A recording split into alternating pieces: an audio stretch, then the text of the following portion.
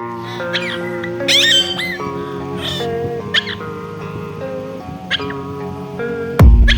don't really know what comes next. I'm just doing my best, even though I'm so stressed out.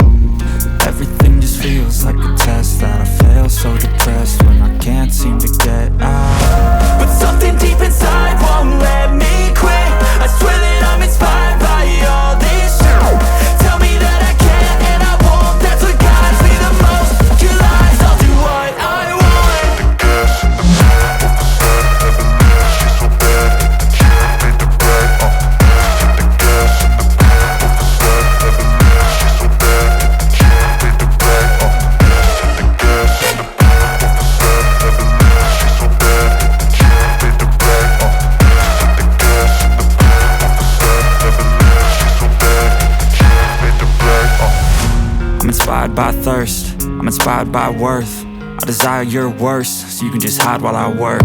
I ain't tired, you first. I'll write a second, third verse about the lies you go disperse. You never did shit, I know it hurts. But something deep inside won't let